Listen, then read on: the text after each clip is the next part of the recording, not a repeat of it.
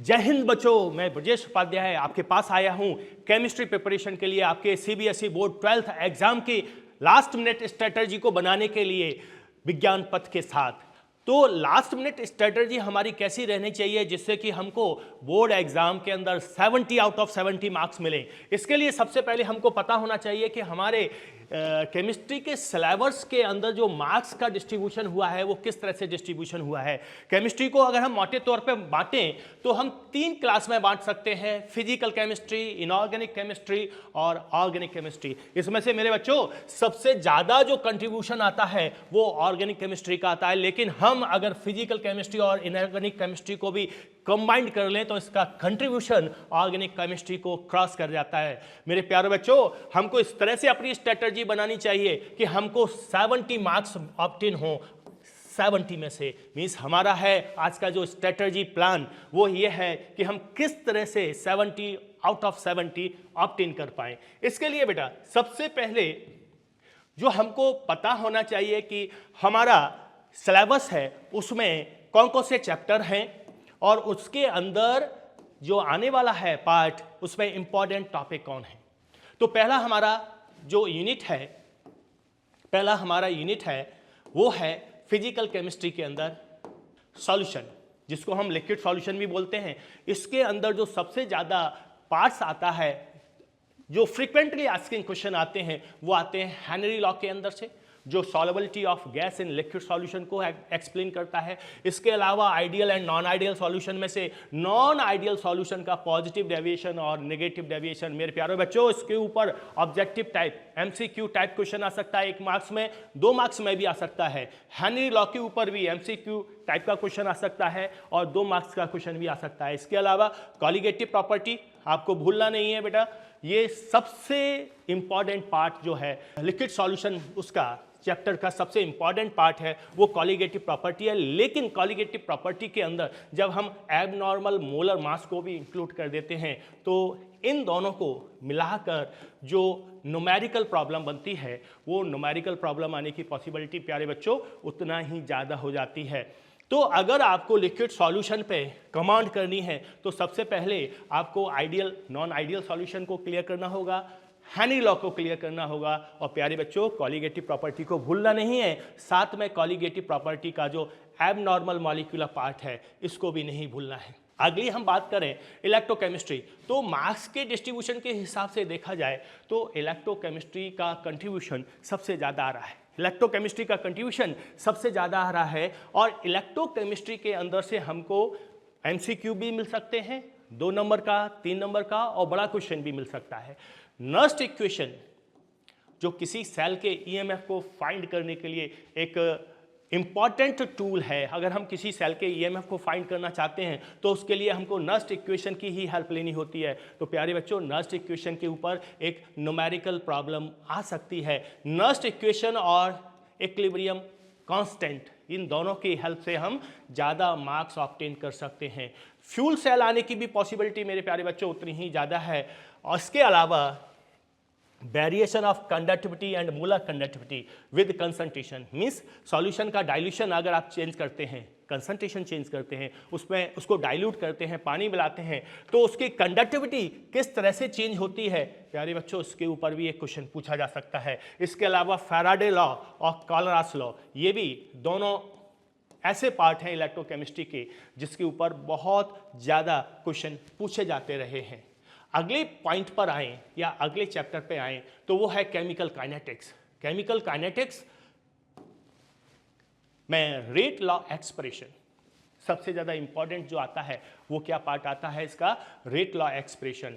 0 order और first order reaction को लेके रेट लॉ एक्सप्रेशन हम कैसे लिख सकते हैं, इनके ग्राफ कैसे बना सकते हैं, और प्यारे बच्चों एक इंटीग्रेटेड रेट लॉ एक्सप्रेशन जो निकाला जाता है 0 ऑर्डर रिएक्शन के लिए, इसके ऊपर भी प्यारे बच्चों बहुत ज़्यादा क्वेश्चंस आते रहे हैं प्रीवियस टाइम में।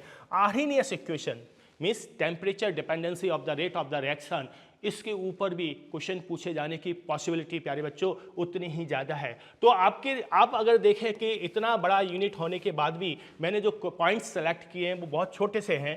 रेट लॉ एक्सप्रेशन आपको क्लियर होना चाहिए, 0 ऑर्डर फर्स्ट ऑर्डर रिएक्शन के लिए रेट लॉ एक्सप्रेशन लिखना, इंटीग्रेटेड रेट लॉ एक्सप्रेशन लिखना, फर्स्ट ऑर्डर रिएक्शन के लिए टी हाफ का रिलेशन रेट कांस्टेंट के साथ, और इसका जो इंटीग्रेटेड रेट लॉ एक्सप्रेशन है इसकी हेल्प से हम अलग अलग परसेंटेज जैसे 40%, 80% या 70% रिएक्शन का फ्रैक्शन कंप्लीट होने के लिए जो रिक्वायर्ड टाइम है उसके ऊपर आने वाले न्यूमेरिकल प्रॉब्लम प्यारे बच्चों बहुत ज़्यादा इंपॉर्टेंट रहेगी। आर्हेनियस इक्वेशन को भूलना नहीं है, इसके ऊपर भी सबसे ज़्यादा सवाल पूछे जाते रहे हैं।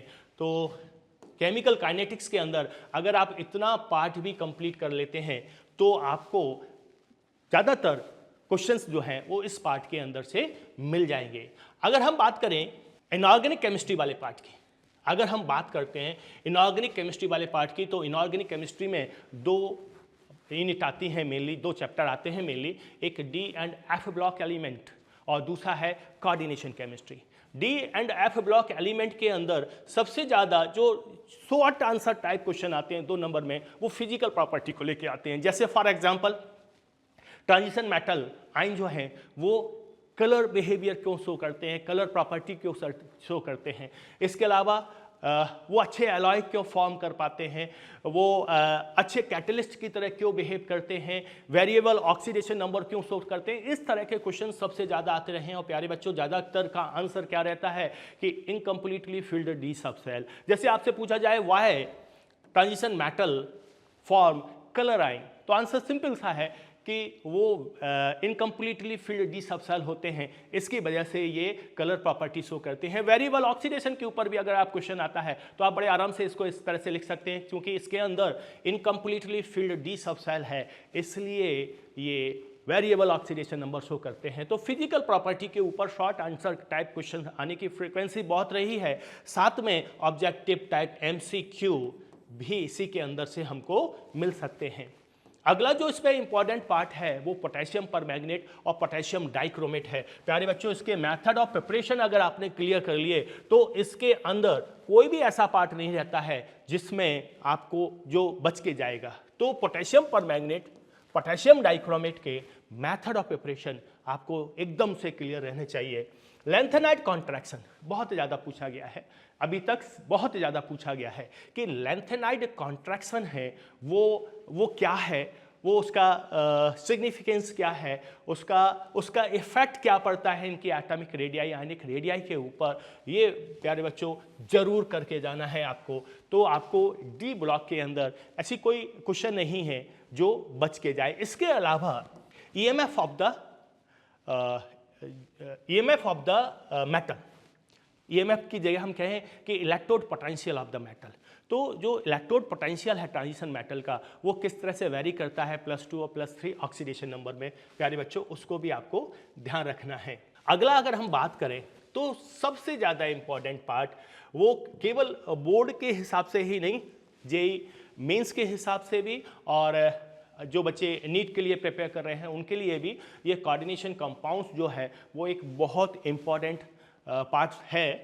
इसके अंदर सबसे ज़्यादा जो क्वेश्चन आते हैं वो शॉर्ट आंसर टाइप के भी आ सकते हैं और 5 नंबर में भी आ सकता है। IUPAC नॉमेनक्लेचर तो आता ही आता है कि किसी फॉर्मूले का IUPAC नॉमेनक्लेचर देना है या IUPAC नॉमेनक्लेचर दिया हुआ है तो उसका फॉर्मूला आपको बताना है। ये सवाल तो आएगा ही आएगा, कोई बचना ही नहीं है। इसके अलावा आइसोमेरिज्म के ऊपर एक क्वेश्चन आएगा, शॉर्ट आंसर टाइप क्वेश्चन आ सकता है। इसमें ऑप्टिकल आइसोमेरिज्म भी पूछी जा सकती है, तो और MCQ भी आ सकता है कि कौन सा ऑप्टिकल आइसोमेरिज्म शो कर सकता है और कौन सा ऑप्टिकल आइसोमेरिज्म शो नहीं कर सकता है। बर्नर थ्योरी के ऊपर भी प्यारे बच्चों क्वेश्चन पूछा जा सकता है, पहले भी काफ़ी पूछा जाता रहा है। इसके अलावा CBT बैलेंस बॉन्ड थ्योरी, इसमें हाइब्रिडाइजेशन फाइंड करना कि किसी भी कोऑर्डिनेशन कंपाउंड के अंदर कौन सा हाइब्रिडाइजेशन है, इसको फाइंड करने के लिए भी क्वेश्चन आपसे पूछा जा सकता है। और प्यारे बच्चों CFT के ऊपर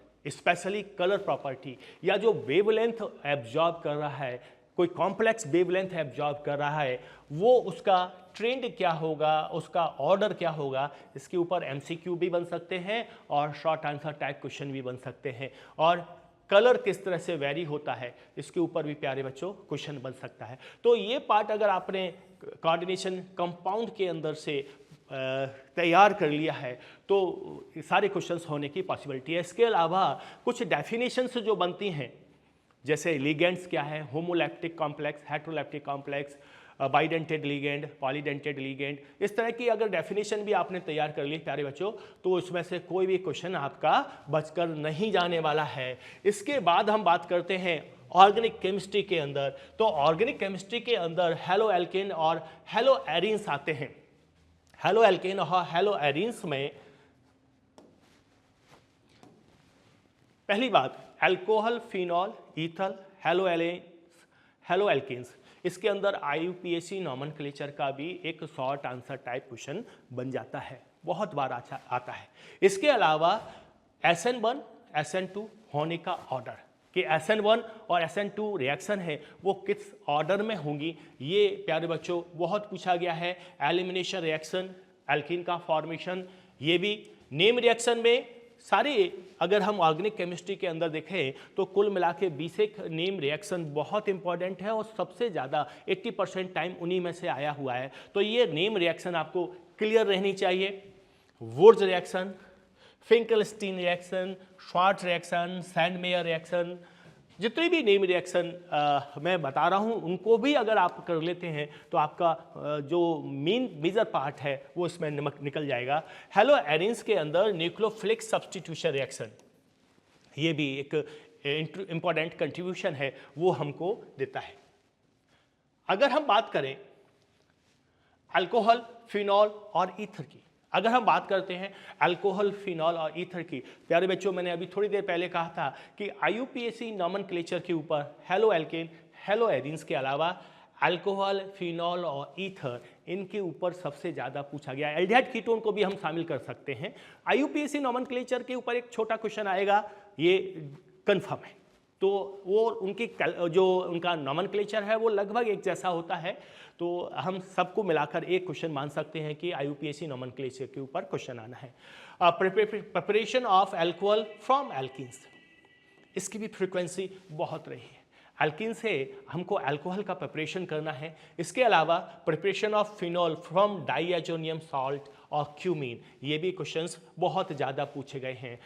प्रॉपर्टीज़ के अंदर अगर हम देखें तो डिहाइड्रेशन मैकेनिज्म के साथ, डिहाइड्रेशन, न्यूक्लियोफिलिक सब्स्टिट्यूशन रिएक्शन, तो ये भी पूछा गया है। तो डिहाइड्रेशन एलिमिनेशन रिएक्शन हो गया, और इसके अलावा OH ग्रुप को रिप्लेस करने वाली रिएक्शन भी पूछी जाती है। टेस्ट ध्यान रखना प्यारे बच्चों, टेस्ट के ऊपर क्वेश्चन आएगा।